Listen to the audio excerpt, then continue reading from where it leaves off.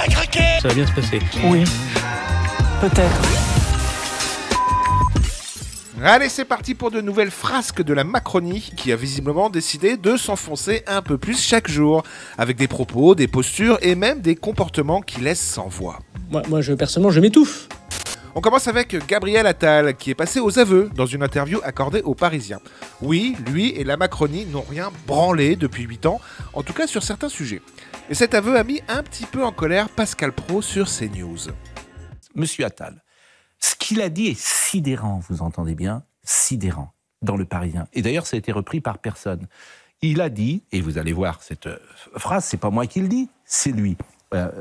Il s'est exprimé. La délinquance et les trafics continuent d'empoisonner la vie de nos concitoyens. Les Français n'ont pas confiance en notre justice et notre immigration n'est pas pilotée. La phrase incroyable, je reconnais que notre parti ne s'était jamais emparé de ces questions-là. Ex-premier ministre de la France, qu'il ne s'est jamais emparé En Marche comme ensemble avec Emmanuel Macron, qu'ils ne se sont jamais emparés des sujets de délinquance et de trafic dans les cités. C'est effrayant. Et il ose venir parler politique. Les cons, ça ose tout. Et c'est même à ça qu'on les reconnaît. Sinon, Marlène Schiappa était de retour sur les plateaux télé pour voler au secours de sa grande amie Brigitte. Oui, elle n'est pas contente, Marlène, car les Français sont vraiment trop méchants avec Bri-Bri.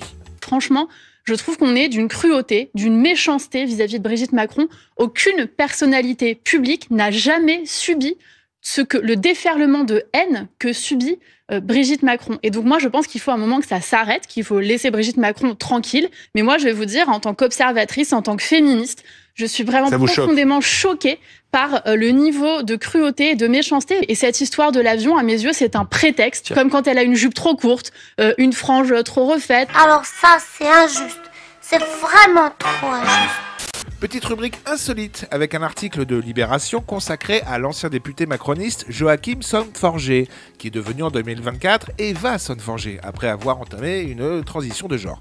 Et on apprend donc qu'Eva Son-Forget s'est introduite dimanche 25 mai dans la chambre de Manon Bouquin, une députée du Rassemblement National qui loge dans un immeuble appartenant à l'Assemblée Nationale. Eva Son-Forget est restée plusieurs heures sur place et en a profité pour vider le minibar avant de voler plusieurs robes à la députée Manon Bouquin. Je sais bien, le blanc me grossit, j'aurais voulu du noir.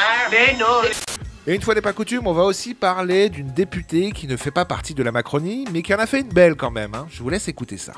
Annick Petrus, sénatrice Les Républicains de Saint-Martin. Annick Petrus voyageait en avion pour aller de sa circonscription, donc de Saint-Martin des Antilles, donc jusqu'à Paris, avec à l'arrivée mauvaise surprise. Annick Petrus a été épinglée par la douane à l'aéroport Roissy-Charles de Gaulle dans les bagages de la sénatrice. 110 cartouches de cigarettes non déclarées, ce qui représente 22 kilos de tabac pour une valeur de 14 250 €. Wow, Mathias Tesson est avec nous. Mathias, est-ce qu'on sait ce qui s'est passé précisément ?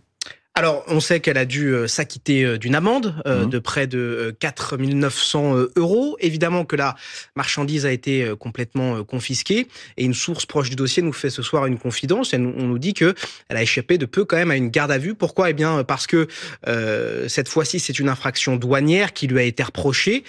Mais que si la quantité de tabac qu'elle transportait avait été un petit peu plus importante, cela aurait pu être une infraction pénale et elle aurait alors fait l'objet d'une garde à vue. Quelle honte. Tu n'as pas honte, hein ? Sans transition, la bonne nouvelle du jour, comme dirait Greg Tabibian, je pense que vous connaissez. Oui. Et oui, car il y a parfois des bonnes nouvelles. Et en l'occurrence, le mercredi 28 mai, l'Assemblée nationale a voté pour la suppression pure et simple des ZFE, ces fameuses zones à faible émission, qui risquaient d'empêcher des millions de voitures de circuler dans certaines villes. Dans le cul. Alors, on ne s'emballe pas trop non plus, car le vote doit être encore confirmé par celui sur le projet de loi de simplification de la vie économique. Et puis, il ne faut pas oublier que la suppression des ZFE pourrait priver la France de milliards d'aides de la part de l'Union européenne. Donc, Bruxelles nous tient toujours par les bouboules dans cette histoire.